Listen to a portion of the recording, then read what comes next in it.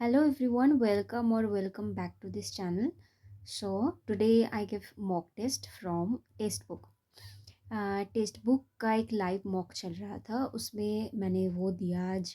और मैं उसका आज एनालिसिस भी करूँगी। बहुत सारी गलतियाँ की है और नंबर थोड़े से ही इम्प्रूव हुए हैं। परसेंटाइल उतना अच्छा नहीं आया था, पर मुझे मॉक बहुत एग्ज़ाम रिलेवेंट लगा। ऐसा कि जैसा होता है ना कि करंट अफेयर्स में लगता है कि ये तो मैंने पढ़ा हुआ है, वो पढ़ा हुआ वो डाल देते हैं, फिर पूछते हैं और कुछ वैसा। और थोड़े बहुत मैं आपको अपनी मार्क्स दिखाती हूँ और फिर हम बात करें। ये है मेरा आज का जो मॉक टेस्ट मैंने दिया था, वो उसका एनालिसिस है ये। थोड़ा सा कुछ ज़्यादा ख़ास नहीं है, पर बहुत सारी गलतियाँ की है। जैसे कि जो गलतियाँ मैंने की है वो करंट अफेयर्स में ही किया है, सब जैसे देखा देखा हुआ लग रहा था। और जो मैंने पढ़ा हुआ था ना, वो ज़्यादातर ऐसे क्वेश्चन में ना वो बोला गया था पहले से ही। तो फिर वो ऐसे लग रहा था कि देखा हुआ तुक्केबाजी में बहुत ज़्यादा गलतियाँ हो गई है। तो मैंने ऐसे करेक्ट 64 किए हैं। अब ये इधर देख सकते हैं कि मार्क्स मेरा 59 आया है और एक्यूरेसी बहुत बुरा हुआ है, वो करंट अफेयर्स के लिए हुआ है। फिर इधर एक अम, जो परसेंटाइल है वो भी 74 परसेंटाइल है, वो भी उतना अच्छा नहीं है। आई थिंक 80 अबव रहना चाहिए था और 90 तक हो तो अच्छा होता है। जे जनरल और ईडब्ल्यूएस, अब जो भी कह लो उस कैटेगरी से। तो ये रहा मेरा जनरल अवेयरनेस और फाइनेंशियल अवेयरनेस का सेक्शन। इसमें प्रॉब्लम ये है कि मैंने किया तो बहुत सारे हैं, पर गलतियाँ ज़्यादा कर दी है। 17 मैंने तो गलत ही कर दिया इसमें। तो इसमें शायद मैं 10 ही करती तो 10 ही मिलता, वो अच्छा रहता।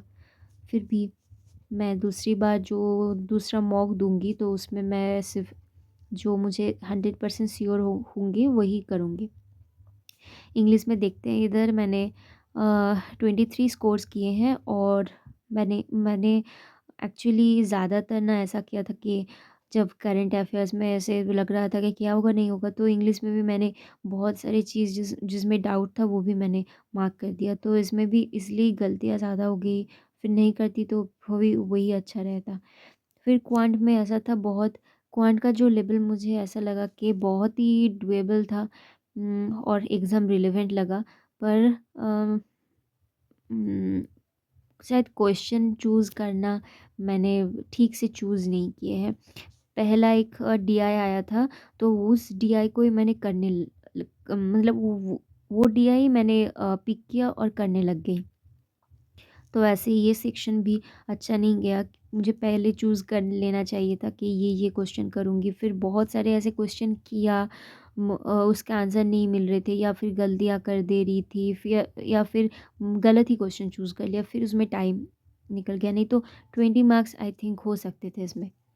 फिर रीज़निंग में 20, रीज़निंग में थोड़ा-सा ज़्यादा अच्छा हो सकता था, कि रीज़निंग में बहुत ऐसे डुएबल साइड में थी इस मॉक में। बहुत ही एग्ज़ाम रिलेवेंट लगा मुझे। पिछली बार जो मैंने एसबीआई क्लर्क का मेंस दिया था, उसमें मैंने देखकर भी उतना एनालाइज़ नहीं कर पाई थी, पर ऐसा देख के क्वेश्चन और प्रीवियस ईयर के क्वेश्चन देख के लग रहे थे, हाँ, थोड़ा-सा एग्ज़ाम रिलेवेंट ही था ये मॉक। तो ये था जो मेरा एनालिसिस कि 59 आई थिंक। इसमें तो ये अच्छी मार्क्स तो नहीं है, पर थोड़े से और ठीक हो सकते थे, लाइक 70 तक शायद इस मॉक में मैं ले जा सकती थी। तो देखते हैं, नेक्स्ट मॉक में ट्राई करते हैं कि कितना होता है।